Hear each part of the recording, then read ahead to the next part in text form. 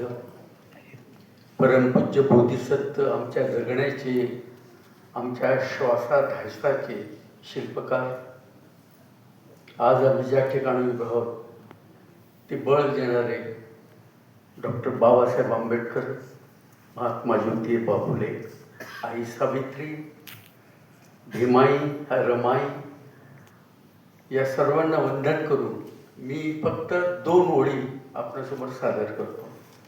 कारण रमाईचं जे दुखणं आहे, आपण अत्यंत सुंदर शब्दात रमाईचे अश्रू, त्या अश्रूची जी क्रांती आहे ती क्रांती तुम्हाला दिलेली आहे. नुसतं तर मिळमिळीतपणा नव्हता, फार सुंदर वाक्य वापरला ताई, म्हणून तुमचं अभिनंदन.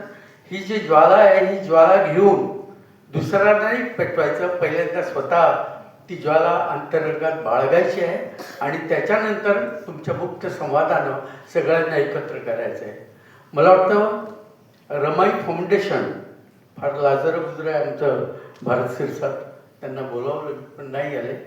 पण ही जी प्रेरणा, ही जी ऊर्जा आहे या तुम्हा लोकांकडून मिळालेली ऊर्जा आहे असं मला वाटतं. आणि ही ऊर्जा सतत कायम मिळवत त्यांना. आणि रमाई साहित्य संमेलन अनेक वर्ष, 100 वर्षाचं टार्गेट दिलं आम्ही, कल हम न हो सांगता नाही. पण याच्यानंतरची जी पिढी आहे त्यांनी देखील हे साहित्य संमेलन, हे विचार, ही क्रांती जपून ठेवायची आहे. ही धग आहे.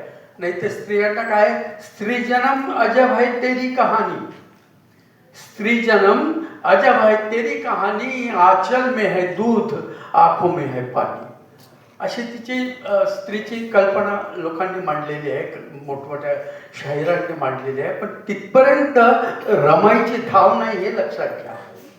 रमाईची पावलं आपण शेणापुरतं, अगदी बरोबर बोलल्यात आपण ताई, की त्या शेणापुरतं, गौऱ्यापुरतं मर्यादित नाही आहे रमाई.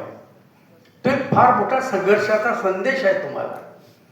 म्हणजे त्यांचे कष्टाळू हात, त्यांच्या चालण्याचे म्हणजे जे पावलं होती, त्या पावलाच्या पावलखुणा ज्या ज्या ठिकाणी उमटलेल्या आहेत त्या सर्व आपल्याला आपल्या अंतरंगात साठवून ठेवायचा मित्र. रमाई साहित्य प्रतिष्ठान हे जे आहे अत्यंत कष्टातून उभं केलेलं आहे. पण ती ऊर्जा जी आहे ना, मला आठवतं रेखा मिश्रा माझ्या मिसेसची विद्यार्थिनी आहे. सांगायला आनंद वाटतो मला. माझ्या मिसेसची विद्यार्थिनी आहे आणि भारत शिरसाट मी नेहमी सांगत असतो आमच्या वसतिगृहाचा एक विद्यार्थी आहे. त्यांनी नुसतं गावापुरतं मर्यादित न राहता त्यांनी संपूर्ण महाराष्ट्र आणि बाहेर देखील अशा लोकांना वेचून त्यांचं एक सुंदर असं एक वर्तुळ तयार केलेलं आहे मित्र.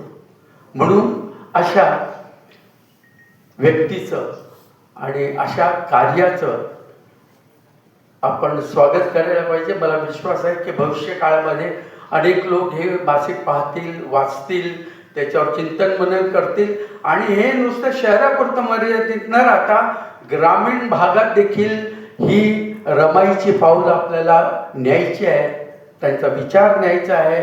डॉक्टर बाबासाहेब आंबेडकरांचा विचार आपल्याला खेड्यापर्यंत, तो जो माणूस आहे दूर उभा, तिथपर्यंत आपल्याला जायचं आहे. म्हणून मी अधिक काही न बोलता या मासिकाच्या संपादिका रेखाताई मेश्राम शिरसाट यांना मी देतो. आणि भारत शिरसाट म्हणतात की प्रत्येक पुरुषामागं किंवा प्रत्येक स्त्रीमागं कोणीतरी शक्ती असते. ते खरं आहे.